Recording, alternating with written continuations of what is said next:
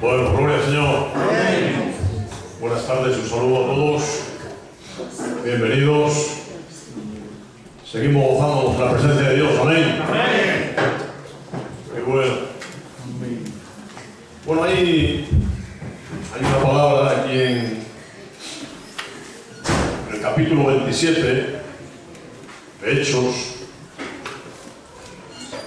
Vamos a meditar un poco en esta palabra.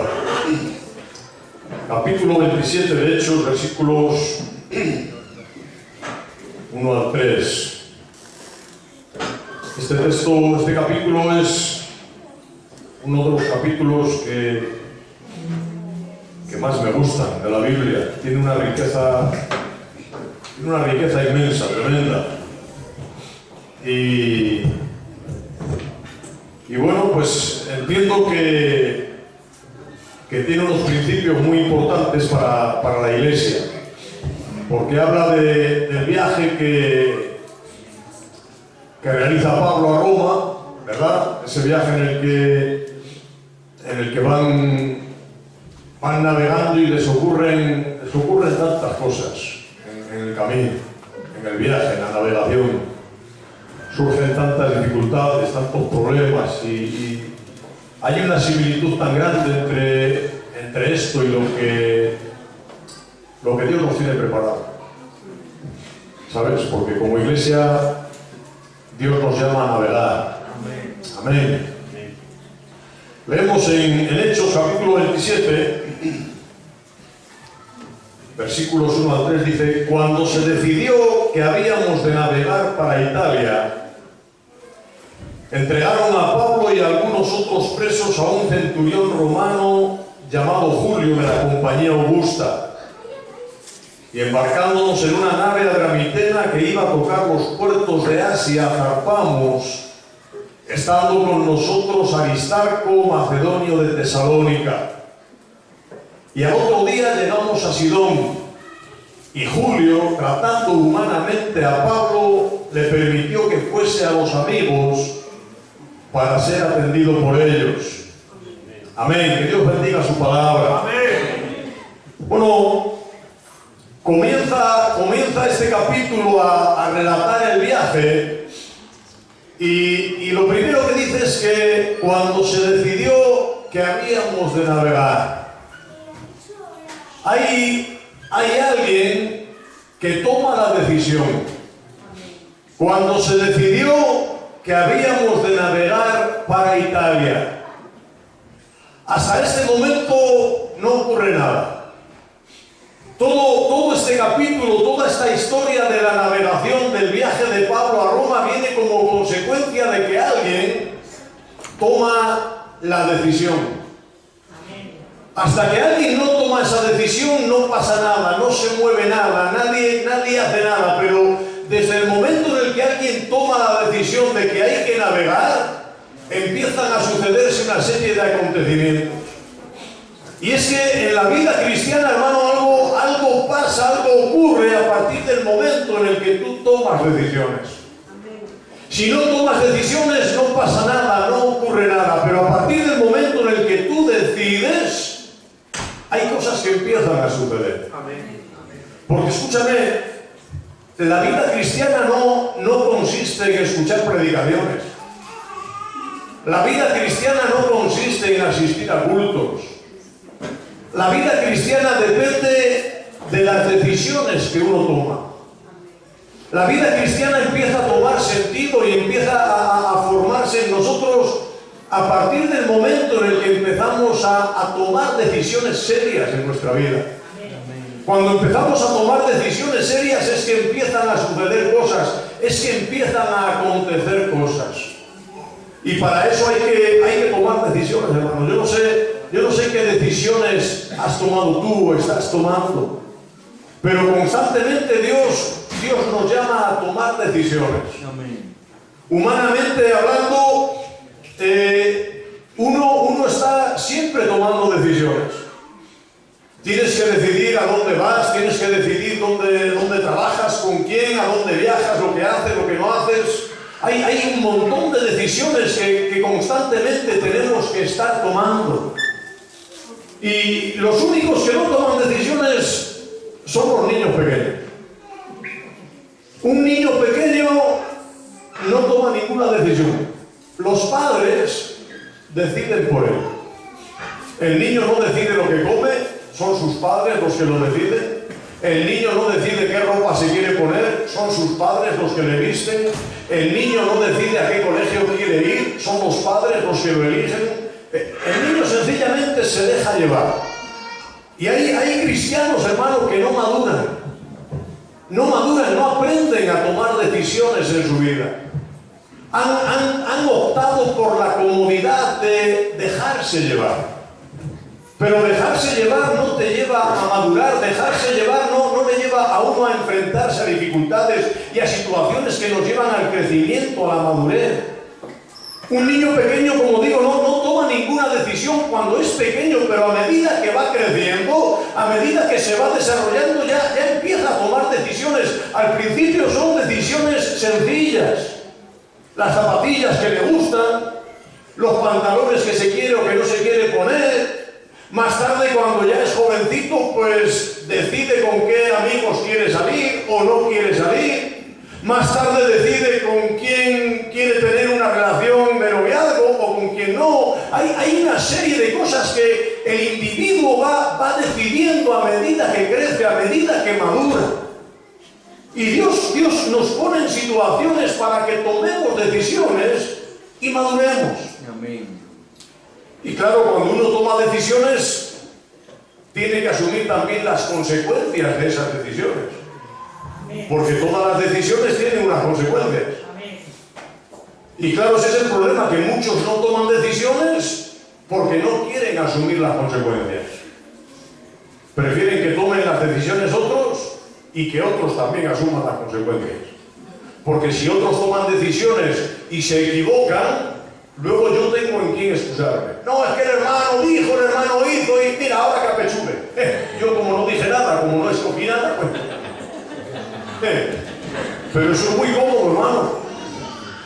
Eso es muy cómodo, eso nos mantiene en una infantilidad espiritual. Me gusta que a través de toda la palabra vemos cómo Dios confronta a su pueblo para que tome decisiones. A los cielos y a la tierra llamo hoy por testigos contra vosotros que os he puesto delante la vida y la muerte, la bendición y la maldición. Escoge pues la vida. Escoge, toma una decisión. Frente a los dos caminos, frente a las dos posibilidades, tienes que tomar una decisión, tienes que elegir, tienes que escoger. Y cuando el pueblo estaba viviendo en idolatría, Dios llama a Elías y confronta al pueblo de nuevo. ¿Hasta cuándo claudicaréis entre dos pensamientos? Si Jehová es Dios, seguidle, y si es Baal, id en pos de él, pero decidid. Una y otra vez Dios nos llama a tomar decisiones. Decisiones importantes, decisiones que nos llevan al crecimiento, a la madurez. Decisiones que nos involucran en las cosas de Dios. Decisiones que nos hacen crecer y madurar.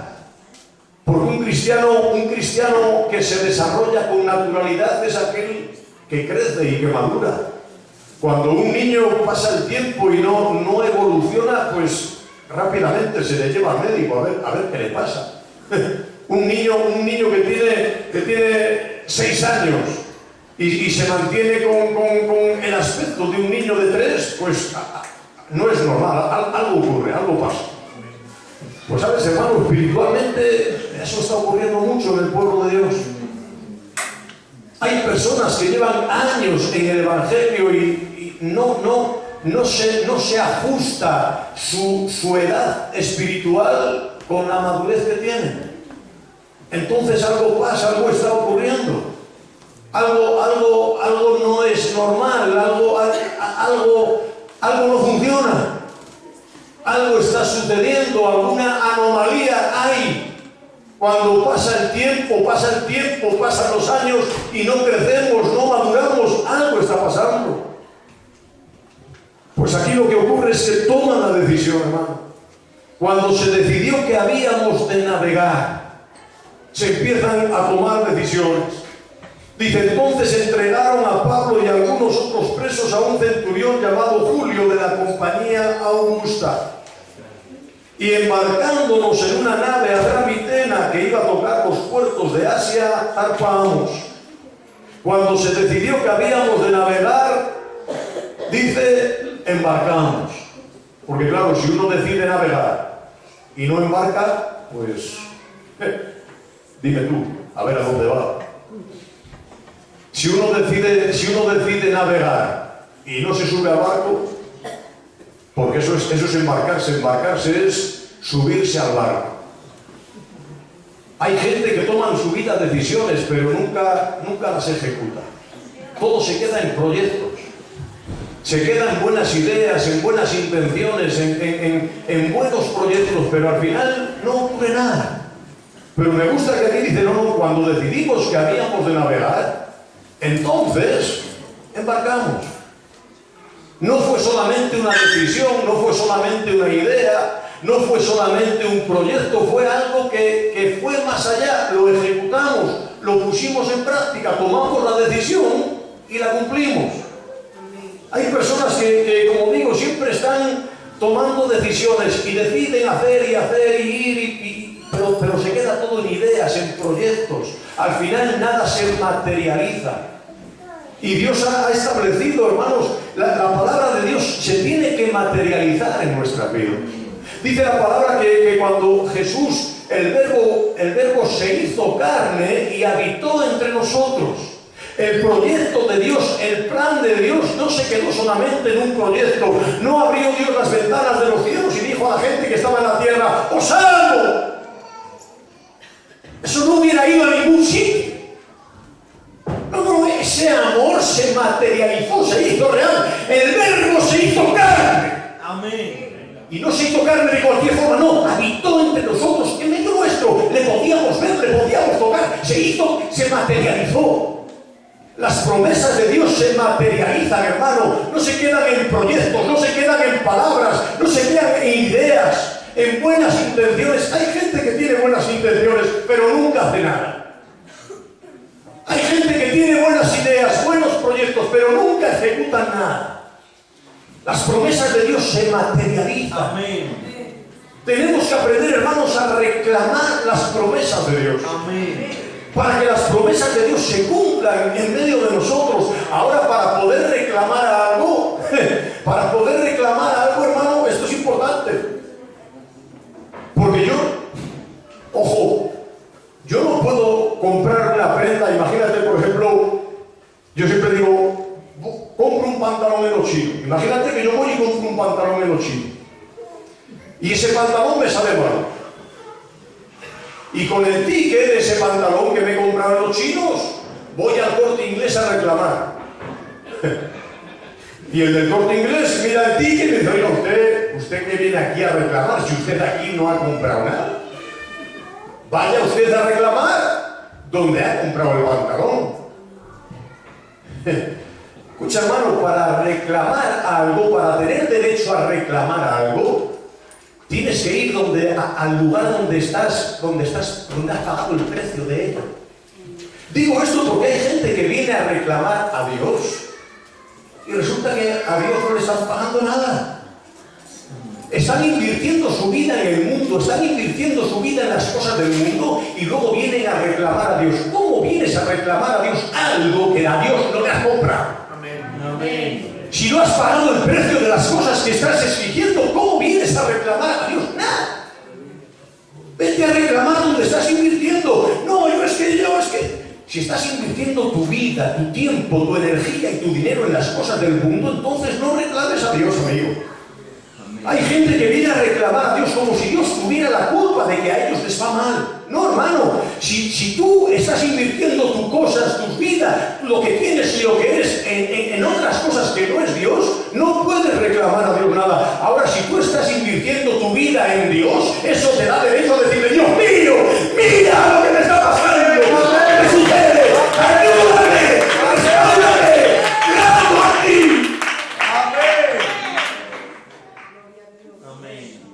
Te da derecho, eso te da derecho a reclamar. Amén. Porque factura de que estás invirtiendo tu vida en las cosas de Dios. Amén. Embarcándonos. Hay mucha gente que no se embarca, hermano. Embarcándonos. Cuando decidimos que habíamos de navegar, embarcamos. Embarcarse es subirse al barco. Ahora, cuando uno se sube al barco para navegar, porque quiere realizar un viaje, pues se sube al barco con una serie de condiciones. Tiene que tener clara una serie de cosas para subirse al barco.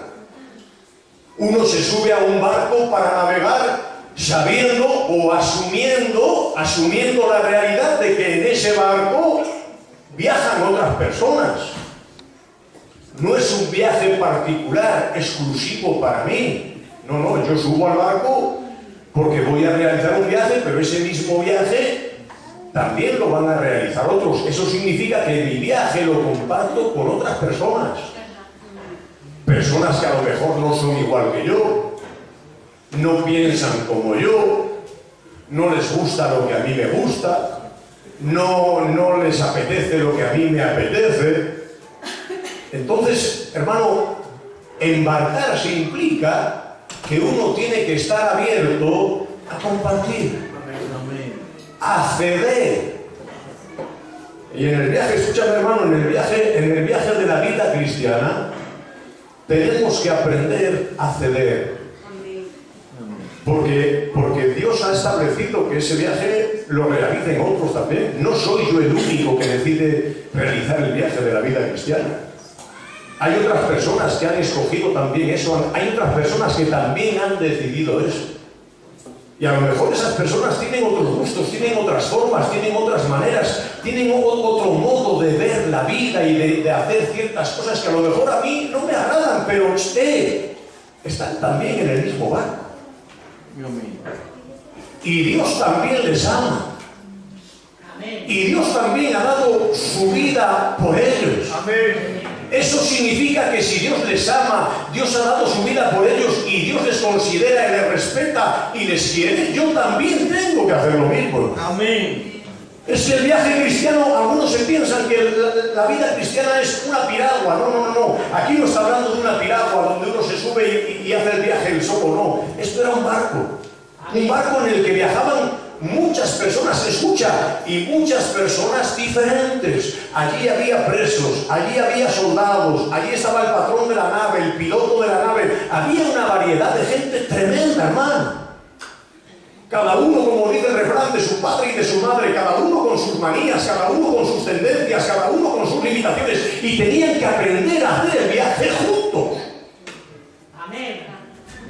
Esto es algo que la iglesia muchas veces todavía no hemos aprendido. En la iglesia muchas veces todavía no hemos aprendido. Por eso es que el viaje a veces se vuelve insoportable. Cuando uno se sube al barco, porque ha tomado la decisión de navegar, eso significa que asume que en ese barco hay unas normas, en ese barco hay unas reglas y en ese barco hay unas autoridades, unos ministerios que funcionan. No es que yo me subo al barco pensando que todos en el barco van a hacer lo que yo digo, no. Es que hay algunos que se suben al barco de la iglesia y piensan que en el viaje, pues ellos son los que dicen lo que hay que hacer. Y los demás tienen que aguantarse y amoldarse a lo que ellos quieren. Escucha, no, hermano. No. En el viaje, en el barco de la iglesia, hay unas autoridades, hay unas leyes, hay un orden que Dios ha establecido. Y si yo decido subirme a este barco, doy por sentado que me tengo que someter a lo que Dios ha establecido. No es que yo vengo a inventar nada, no es que yo vengo a... No, es que yo vengo a amoldarme a lo que hay. Escucha, hermano, porque a veces he visto personas que vienen a la iglesia y de repente quieren cambiarlo todo, quieren revolucionarlo todo, quieren hacerlo todo nuevo, piensan que todo está mal y que ellos son los únicos que saben y entienden cómo la iglesia debe de funcionar. ¡Que no! Que no, hermano, que el barco de Dios lleva muchos años navegando. Amén. Antes de que tú decidieras navegar este barco, ya navegabas, y se mantenía a flote sin ti. Eso significa que tú no eres el que mantienes al barco, en todo caso el barco te mantiene a flote a ti. Amén. Amén. Cuando se decidió que habíamos de navegar, embarcamos. Y este embarcar implica también que el barco, hermano, tiene que tener un aspecto saludable. Cualquiera que embarca, antes de embarcar, se fija en el lugar en el que embarca.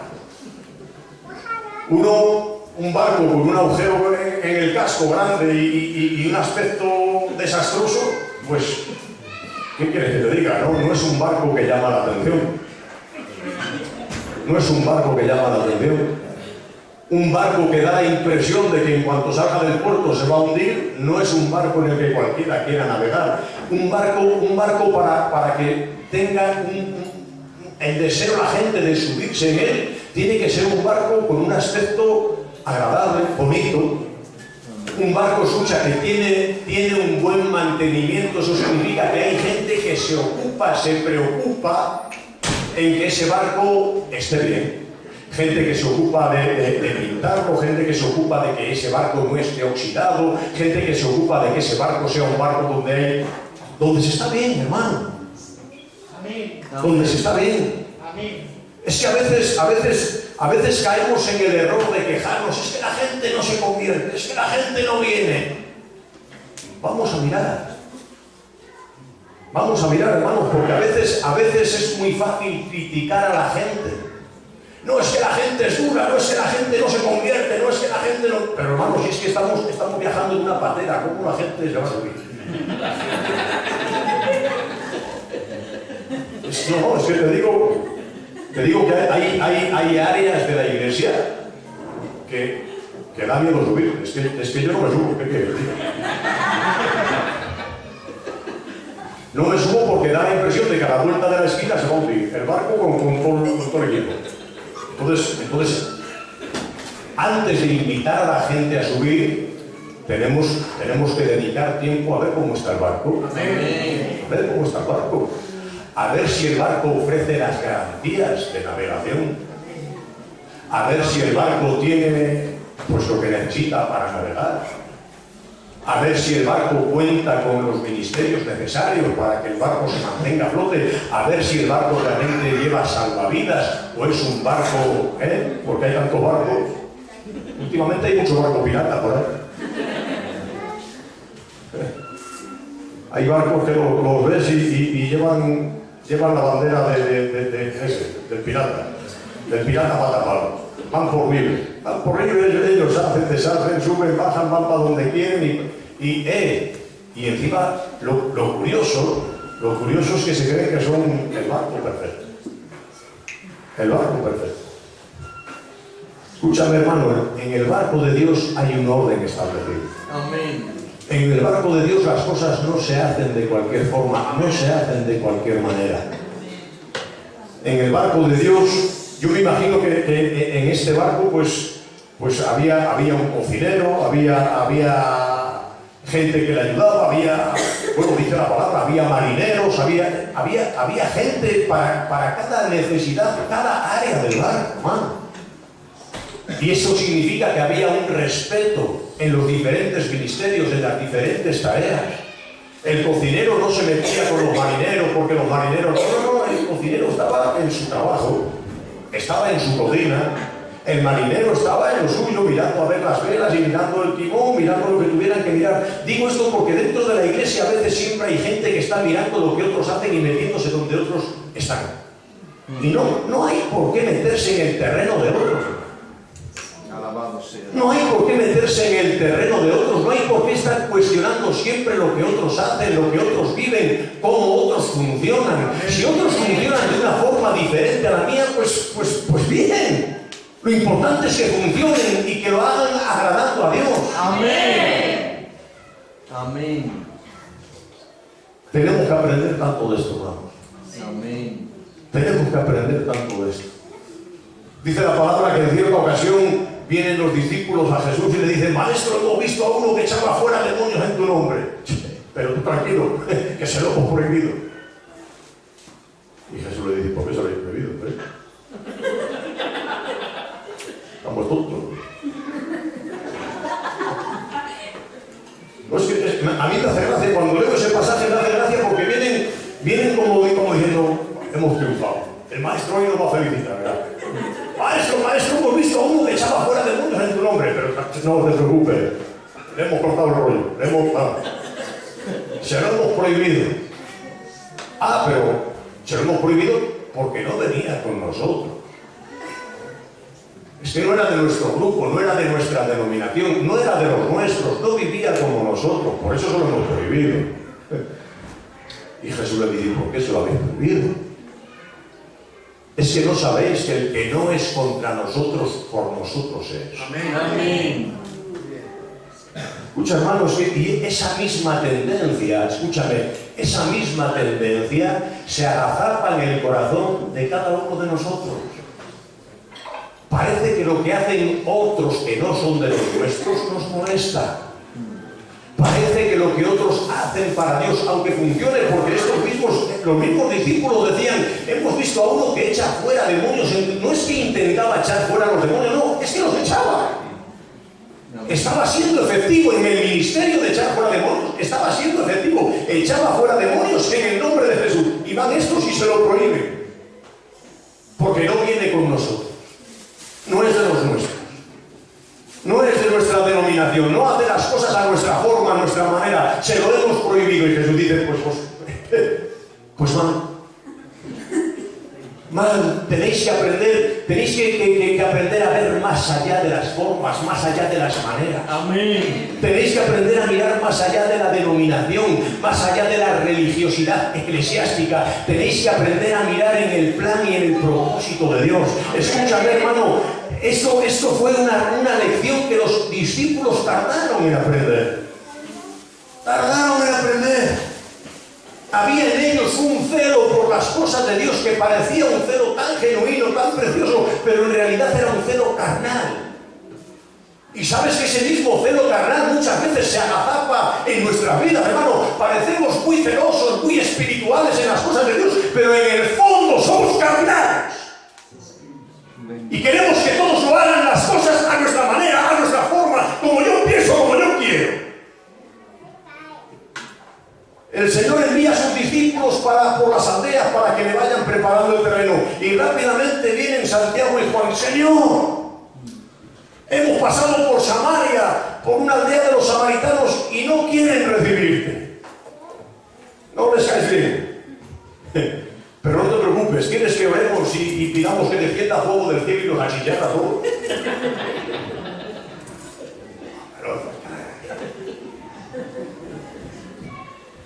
Como no te quieren recibir, les achicharramos fuera. Aquel que no ceda lo quitamos de medio, no hablamos con tonterías, ¿Y sabes cuál es la respuesta de Jesús? Esto es tremendo, Jesús les responde y les dice: vosotros no sabéis de qué espíritu sois. Bendito sea. Esto es tremendo, hermano. Esto es tremendo. Vosotros no sabéis de qué espíritu sois, porque el Hijo del Hombre no ha venido a perder la vida de los hombres, sino a salvarla. Amén. Era una forma de decirles: mientras no os pongáis en armonía con la visión de Dios, vais a hacer el trabajo al revés. Sois tropiezo.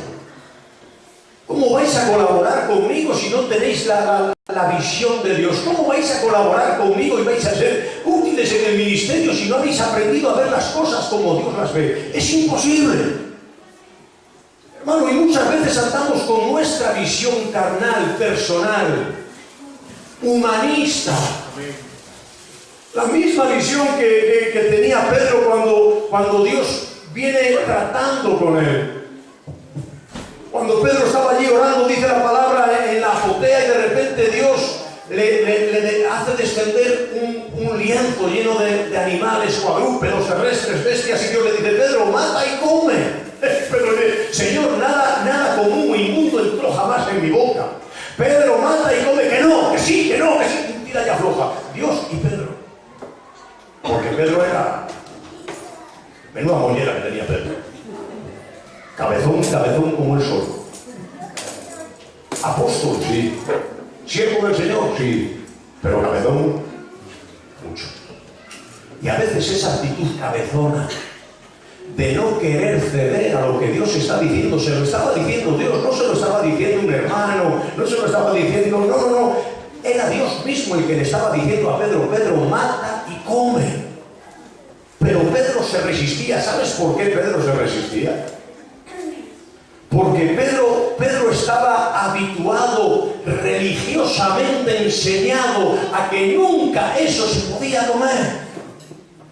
Pedro pensaba religiosamente, como había sido enseñado, que los gentiles no podrían entrar a formar parte de la iglesia. Pedro nunca se imaginaba que los gentiles podían formar parte del pueblo de Dios. Pero viene Dios queriendo traer una nueva dimensión a la iglesia. Y Dios le dice: Pedro, mata y come, mata y come. Sí, no, un tira y afloja entre Dios y Pedro, que sí, que no, que sí, que no. Y dice Pedro, dando testimonio: esto se hizo por 3 veces. Es decir, Pedro estaba en la suya. No quería ceder. Hasta que al final Dios le tiene que decir algo tremendo. Ten cuidado, Pedro, que la vamos a tener tú y yo. Que estás llamando común o inmundo algo que yo he limpiado. Amén. Que yo lo veo limpio y tú lo ves sucio. Pedro, ¿qué algo pasa aquí? Algo no funciona. Mira, a ver. Igual es que tus gafas religiosas no te permiten ver como yo veo, Pedro. Ese es el problema, hermano. Ese es el problema, que llevamos tanto tiempo con nuestras gafas religiosonas, que nos llevan a ver las cosas como nosotros queremos, como nosotros hemos pensado, o incluso como nos han enseñado. Pero no estamos abiertos a ver las cosas como Dios las ve. Como Dios las ve. Y a veces eso se refleja incluso en nuestra forma de leer la Biblia. Leemos la Biblia como hemos sido enseñados a leerla, pero quizás no la estamos leyendo como Dios quiere que la leamos. La estamos leyendo bajo el prisma religioso que hemos sido enseñados, bajo el prisma denominacional al que pertenecemos.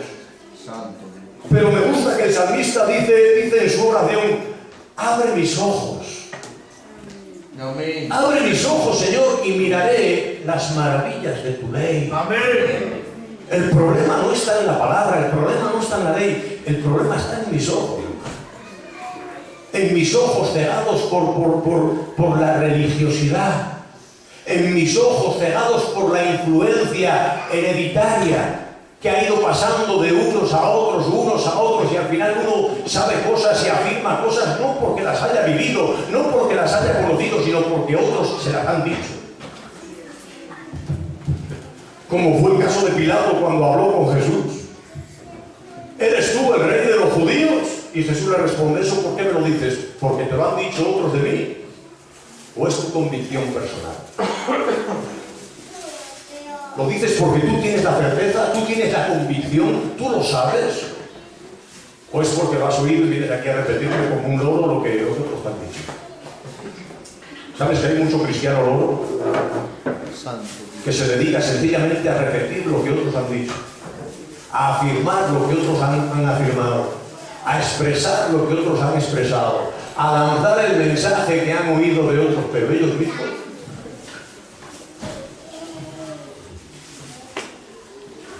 ¿Sabes que un loro tiene la capacidad de repetir cosas, pero no entiende lo que está repitiendo? Hay personas así, hermano, que sencillamente su vida cristiana se basa en afirmaciones que han oído a otras personas. Podríamos decir que viven una vida cristiana de prestado. Ellos no han tenido la experiencia, pero le han oído decirlo a otros. Y ellos lo repiten, como si el hecho de repetirlo les hiciera a ellos tener la experiencia, pero no es así.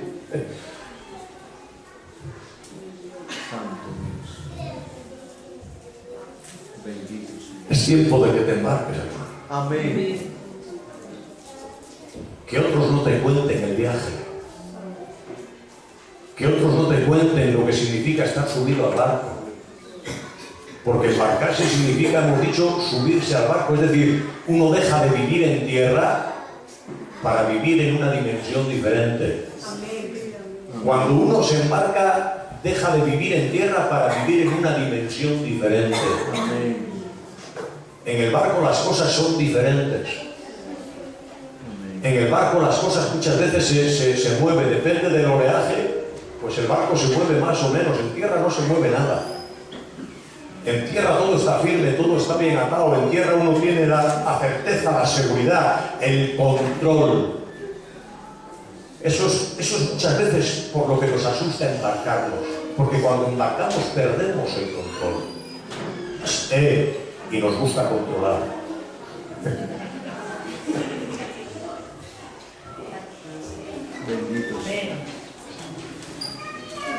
Es tiempo de embarcar, hermano. Amén. Es tiempo de vivir en otra dimensión. Amén.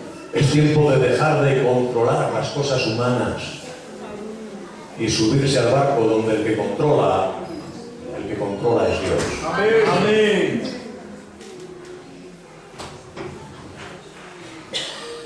Cuando se decidió que habíamos de navegar para Italia, entregaron a Pablo y a algunos otros presos a un centurión llamado Julio de la compañía Augusta.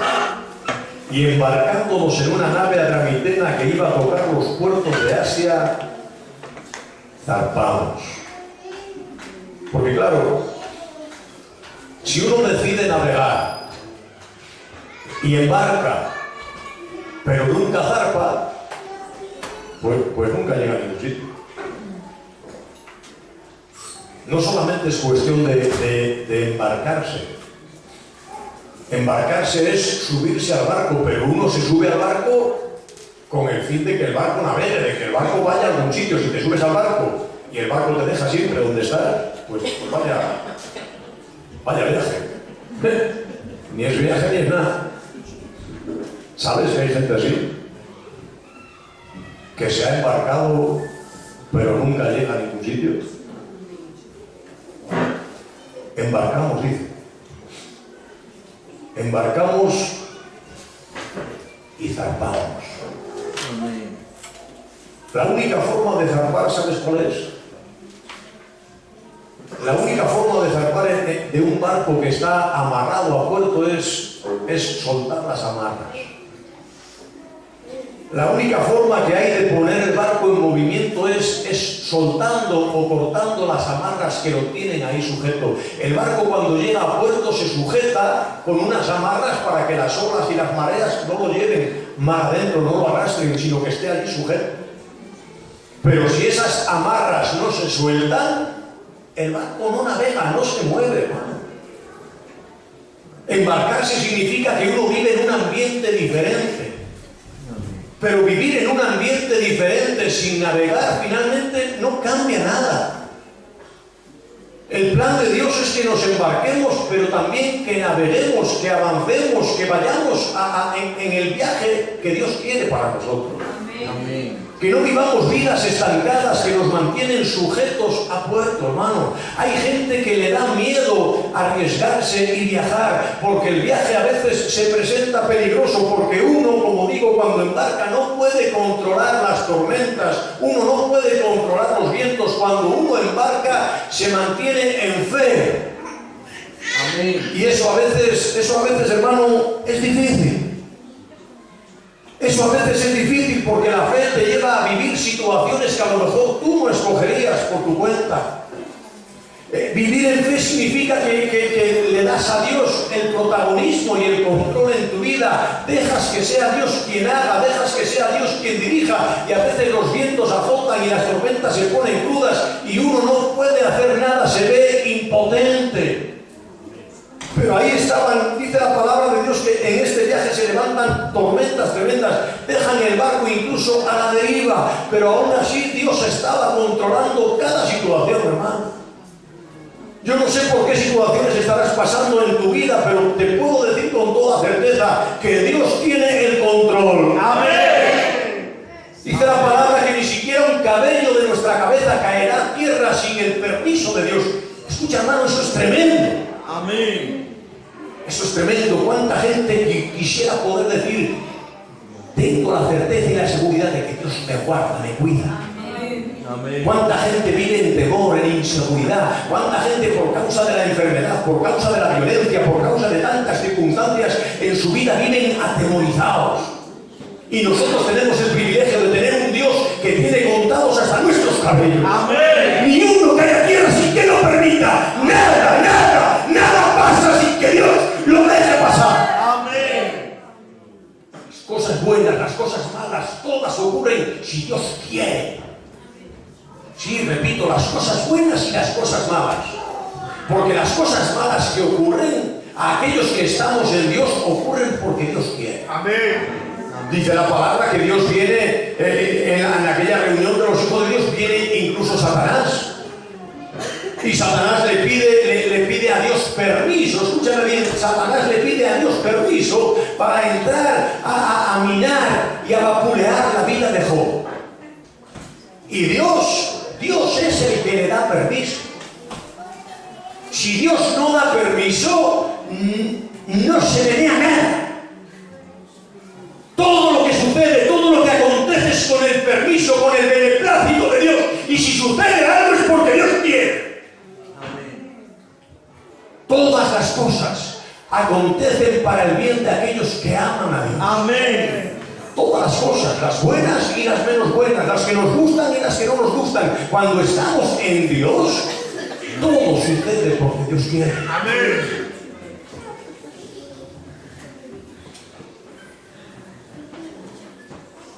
Se decidió, embarcamos y zarpamos. Hermano, yo no sé si tú estás navegando. Si tú estás navegando en las aguas de Dios, o si estás agarrado a la seguridad del puerto, la seguridad humana que el puerto ofrece, porque cerca del puerto pues uno de alguna forma mantiene cierta seguridad, cree tener la garantía de poder controlar, si la cosa se pone fea, pego el salto del barco y vuelvo a mi casa. Pero finalmente, hermano, esa seguridad humana, lo que revela es la desconfianza del plan de Dios. Cuando uno realmente confía en Dios, no tiene temor de avanzar, no tiene temor de cortar las amarras y dejarse llevar en el mar del Espíritu de Dios. De navegar en esas aguas profundas donde uno realmente no hace pie, donde uno realmente no puede controlar nada y tiene la confianza de que Dios es el que dirige las cosas. Amén. Me gusta cómo en este viaje, de una forma aparentemente absurda, llega un momento en el que Dios se manifiesta con tanto poder. Da la impresión de que todo se desbarata, da la impresión de que todo se viene abajo, da la impresión de que el viaje va a ser una ruina, una desgracia. Y sin embargo, por medio de este viaje, de esas situaciones difíciles y problemáticas, Dios se glorifica de tal forma. Quizás en tu vida estás pasando tormentas, dificultades. Quizás hay vientos que te azotan, tienes la incertidumbre de a dónde vas a llegar. Quizás tienes la impresión, como dice más adelante, dice, hasta perdimos la esperanza de conservar la vida. Pensamos que íbamos a morir todos. En este viaje pasamos tanto miedo, lo pasamos tan mal, creíamos que íbamos a morir, pero al final Dios se glorifica. Amén. Escúchame, hermano, no importa por dónde Dios te meta, no importa la dificultad del camino por el que pases, lo importante es que estés sometido a Dios. Amén. Cuando estás sometido a Dios, todo lo demás pierde importancia. Las circunstancias no son las que gobiernan la vida. Los problemas no son los que tienen autoridad. Me gusta la frase que Pablo dice: esta noche ha estado conmigo el ángel del Dios de quien soy y a quien sirvo. De quien soy y a quien sirvo. Yo estoy en el barco, pero no soy del barco. Yo sirvo en el barco, pero mi servicio realmente es a Dios. No es el barco el que tiene las circunstancias, el que controla mi vida. Mi vida es de Dios, decía Pablo. Amén. Esta noche ha estado conmigo el ángel del Dios de quien soy y a quien sirvo. Y él me ha dicho, Pablo, no temas. Es necesario que te presentes ante César. Y Dios te ha concedido a todos los que navegan contigo. Esto es tremendo, hermano. Amén. Dios te ha concedido a todos los que navegan contigo. ¿Y quiénes navegaban con Pablo? Romanos, presos, criminales. Gente que no conocía a Dios, gente que vivía en idolatría, pero por amor a Pablo, Dios salva a todos, amén. Dios te ha concedido a todos los que navegan contigo. No es porque se lo merezcan, Pablo, no es porque ellos sean buenos, no es porque están contigo, y por estar contigo les voy a salvar. Amén. Escucha, hermano, la influencia que un cristiano tiene. Un cristiano tiene influencia sobre las personas que le rodean. Amén. Yo siempre digo, porque cuando me acuesto por las noches, muchos días solo por mi bloque, por la casa, Dios mío, guárdame de esto, de lo otro, de incendios, yo siempre digo, la comunidad de vecinos me tendría que pagar. Yo tengo la certeza de que muchas cosas en la comunidad de vecinos donde yo vivo, en el bloque donde yo vivo, muchas catástrofes no han pasado porque Dios me ama. Amén. De verdad te lo digo. Y hay empresas, escúchame, hay empresas que les va bien, no porque los empresarios sean muy buenos, no porque los empresarios tengan mucha capacidad empresarial, sean vistos, no. Hay empresas que les va bien porque en su plantilla tienen algún cristiano que ora por esa empresa. Amén. Es que un cristiano tiene un poder, un radio de acción tremendo. Amén. Un cristiano que vive en integridad, un cristiano que es fiel a Dios, tiene un radio de actividad tremendo. No solamente influye en su propia vida, sino que a su alrededor las personas que están lo notan. En su vida las personas que se acercan lo notan. En su familia las personas que le conocen lo notan. Un cristiano tiene un poder, una influencia tremenda. Amén. El problema es cuando vivimos ciegos por nuestra humanidad, por nuestra carnalidad, centrándonos en nuestros pequeños proyectos humanos, carnales, en nuestros deseos personales, y somos incapaces de ver más allá de nuestra propia nariz. Pero hay todo un mundo espiritual al que Dios quiere abrirnos los ojos. Amén. Hay toda una realidad espiritual, hermanos, a la que muchas veces estamos ciegos y reaccionamos en base a lo que vemos, y como vemos tan poco, pues ese es el problema. Una persona reacciona en base a lo que ve, y si ve poco, si yo tengo un muro aquí delante y no veo más, pues ¿cómo reacciono? En base a lo que veo un muro, lo cual significa rápidamente que reacciono sin caminar más, porque yo entiendo que si camino más me doy contra el muro, me quedo quieto. Así hay cristianos que ven un muro delante y no ven más allá, no ven que ese muro es artificial, no ven que ese muro es sencillamente una imagen que no es real, y se quedan ahí quietos, bloqueados. Lo que le pasó a Gideón, hermano, lo que le pasó al siervo de Eliseo cuando sale de la casa y ve a todo aquel ejército rodeando la ciudad, y entra para dentro de la casa y dice: ¡ay, Señor mío, qué haremos! ¡Nos tienen rodeados, nos van a freír, nos van a machacar, chaval! Y Eliseo dice: tranquilo, chaval, tranquilo, hombre. ¿Qué ciego que estás? ¡Qué poco que ves! Imagino que Eliseo, cuando vio a este hombre reaccionar, diría: que vaya siervo que me he echado, vaya menudo ayudado. Y oró por él, ¿sabes? Padre, te ruego que abras sus ojos. Amén. Escucha esta oración. Te ruego que abras sus ojos para que vea. Pero a mí me sorprende, porque Eliseo no se conformaba. Eliseo podía haber orado diciendo: Padre, en el nombre de Dios te ruego, Jehová, que tú abras sus ojos para que este hombre vea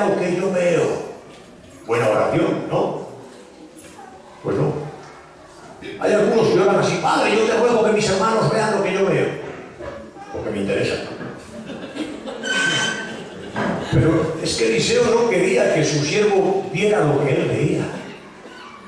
Hay algunos que quieren inculcar su visión a los demás. Pero esa no es la forma en la que Dios obra. Porque tú no puedes vivir ni caminar con la visión de nadie. Algo difícil es caminar con visión propia como para caminar con la visión de otro. Imagínate. No, Eliseo ora y dice: Jehová, te ruego que tú abras sus ojos para que vea. Para que él vea personalmente, para que él tenga visión personal. No para que vea lo que yo veo, no para que se fíe de lo que yo le digo, no, que lo vea él. Que él tenga la visión personal, real de lo que está ocurriendo, de lo que está aconteciendo. Y entonces dice la palabra que Dios le abrió los ojos y vio la realidad. Vio la realidad, hermano. Yo creo que este es un trabajo que Dios quiere que hagan los siervos de Dios. Este es un trabajo que Dios demanda para que otros puedan ver esa realidad, que no solamente tengamos visión e intentemos inculcarla a otros para que vean lo que nosotros vemos, no, que Dios les dé a ellos visión personal, que ellos puedan tener la experiencia personal de ver lo que Dios quiere que vean, que no tengan que fiarse de lo que otros ven, de lo que otros les dicen, sino que ellos por sí mismos puedan ver, experimentar, reaccionar ante aquello que Dios les muestra a ellos. Amén. ¿Cómo vamos a seguir en el viaje, hermano? ¿Seguimos navegando? ¿O nos quedamos en el puerto? ¿Cortamos las amarras? Cortamos las amarras para navegar. Hay muchos que quieren navegar, pero no están dispuestos a cortar con su pasado, a cortar con sus vicios, con su carnalidad. Quieren navegar, pero no quieren cortar. Y no hay otra forma de navegar que cortando. Ese es el precio. El precio para navegar es cortar. Pablo lo dijo de otra forma. Pablo decía: dejando ciertamente lo que queda atrás y extendiéndome a lo que está delante. Amén. Era una forma de decir: no me interesa el pasado, no quiero seguir amarrado a puerto. Yo quiero navegar, yo quiero introducirme en las aguas de Dios. ¿Sabes? Hay algunos que se ponen a navegar y no sueltan amarras y al final se llevan un frenazo en su vida. Eso fue lo que le pasó a la mujer de Lot. La mujer de Lot, cuando salieron Lot y su familia, cualquiera que hubiera visto esa imagen, esa estampa de Lot y su familia caminando, hubiera dicho: qué bueno, al final salen de la destrucción, salen de... Pero escucha, hermano, esa mujer no había cortado sus amarras. Esa mujer no había cortado con su pasado. Esa mujer iba caminando, pero llegó un momento cuando las amarras la frenaron y no la quedó otro remedio que mirar atrás. Y entonces se quedó convertida en una estatua de sal. Hay amarras largas, escúchame, hermano, hay amarras largas que nos permiten caminar cierta distancia, pero tarde o temprano esas amarras se tensan y te detienen. Bendito. Lo he visto tantas veces. Lo he visto tantas veces, hermano. Personas que parece que iban bien, que caminaban bien. Pablo se lo dice a los Gálatas: oh insensatos, parecía que corríais bien. ¿Quién os fascinó para no obedecer a la verdad? Corríais bien, ibais corriendo, pero llegó un momento que la cuerda se tensó y os quedasteis frenados, estancados. Ya no fuisteis más adelante. Eso fue lo que le ocurrió al pueblo de Israel, hermano. El pueblo de Israel salió de Egipto. Cualquiera que hubiera visto a aquel gran pueblo saliendo de Egipto hubiera dicho: ¡qué bueno, gloria a Dios, aleluya! Pero había amarras que no habían cortado, hermano. Y el pueblo salió y anduvo y constantemente estuvo sufriendo frenazos porque las amarras llegaban a su límite y les frenaban. Les frenó con la idolatría, les frenó con un montón de situaciones, hermano.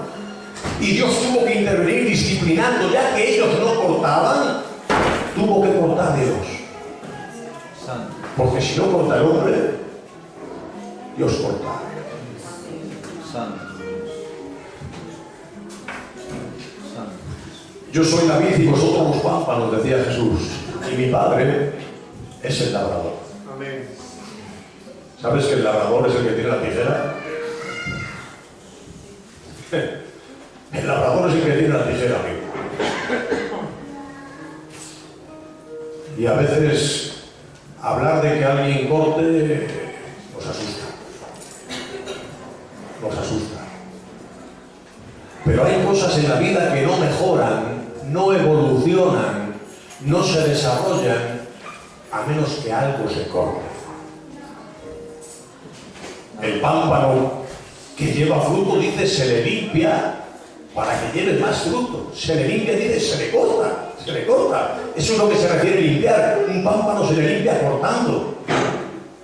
Cortando aquellas puntas del pámpano que están secas, cortando aquellas puntas del pámpano que no dan fruto. Se le corta, se le recorta, se le limpia para que lleve más fruto. Amén. Pero cuando hablamos de cortar, hay algo dentro de nosotros que se resiste, que no quiere. La sola imagen de ver a Dios con la tijera en la mano parece que nos aterroriza. Pero Dios no viene cortando para dañarnos. Dios viene cortando para bendecirnos. Amén. Dice la palabra que en el candelabro de oro que Dios le mandó construir a Moisés, fabricar para el tabernáculo, en el candelabro tenían que ir puestas las lámparas y había una herramienta, dice la Biblia, que se llamaban las despabiladeras. Las despabiladeras eran una especie de tenacilla que lo que hacía el sacerdote o el levita encargado de las lámparas era que cuando la lámpara ya llevaba mucho tiempo quemando y la mecha se quemaba, yo no sé si lo has visto en una lámpara o en una vela mismo. Cuando la vela se consume y la mecha se hace larga, al final lo que hace la mecha esa grande quemada es estropar a la llama. Ahora, si tú esa mecha quemada que no vale para nada la cortas, entonces la llama se aviva, se espabila. Por eso se llamaba así, despabiladeras. Porque Dios quiere que nos espabilemos, hermano. Amén. Y para que nos espabilemos, Dios viene cortando lo que sobra, lo que está quemado, lo que no sirve, Amén. lo que ya no funciona, lo que no tiene ningún sentido, hermano. ¿Por qué seguir guardando en nuestras vidas cosas que no valen para nada? ¿Por qué no hacemos de vez en cuando limpieza, como Dios le decía al sacerdote? El sacerdote tenía la responsabilidad no solamente de echar leña en el altar cada día para avivar el fuego. El sacerdote tenía además la responsabilidad, dice, de retirar las cenizas, hermano. Hay gente que en su vida cristiana echa leña, y venga, se cree que echando leña ya avivan. Pero no solamente es cuestión de echar leña, es cuestión también de retirar la ceniza. Amén. Lo que no vale, lo que no sirve, lo que ya se ha quemado. ¿Para qué guardar la ceniza? Amén. No te desanimes, hermano. Sigue adelante, sigue navegando. Amén. Hay tantas cosas que Dios tiene preparadas para ti todavía. Amén. Hay tantas bendiciones a las que Dios quiere llevarte. Hay tantos nuevos lugares a los que Dios quiere llevarte. Hay tantos nuevos puertos que Dios quiere que visites. El puerto del gozo, el puerto del entusiasmo, el puerto del celo, el puerto de la bendición, el puerto de la multiplicación, el puerto de la provisión, Amén. el puerto del arrepentimiento, el puerto de la conversión. Hay tantos puertos, hermano, a los que Dios quiere llevarnos. El puerto del avivamiento. No, Padre, yo tengo un avivamiento, pero nunca suelto las amarras. Siempre en el puerto. ¿Cómo voy así a llegar al puerto del avivamiento? Nunca. Y quien dice eso, dice cualquier otro, hermano. Así es que en esta tarde te ruego que cortes, Amén. que sueltes amarras en tu vida Amén. y navega. Navega en el plan de Dios, en la voluntad de Dios, en el propósito de Dios. Padre, quiero rogarte por esta iglesia, por cada persona que está aquí en esta hora. En el nombre de Jesucristo, Señor. Bendito seas. Te ruego que por tu Espíritu Santo vengas tocando las vidas, los corazones. Que vengas abriendo nuestros ojos espirituales para que podamos ver las cosas como tú las ves, Señor. Ven cortando, Dios. Ven cortando todo lastre, todo impedimento. No queremos vivir estancados, no queremos vivir amarrados a puerto, queremos navegar en el mar del Espíritu, Señor. Límpianos, santifícanos. Bendice esta iglesia, bendice a tus siervos plantados aquí. Trae tu gracia por tu Espíritu Santo, renueva, fortalece, bendice. Oh Señor, glorifícate en esta ciudad, Dios mío. Manifiesta tu gloria, manifiesta tu poder. Que aquellos que viven en ceguera, Señor, que aquellos que están encerrados en la religiosidad, oh Dios mío, puedan conocerte a ti, Dios. Úsate de tus siervos, Dios mío. Úsate de tus hijos en esta ciudad para traer visión a aquellos que están en ceguera. Y bendice a tu pueblo, fortalécelo, avívalo en el nombre de Jesús. Amén y amén. Dios os bendiga.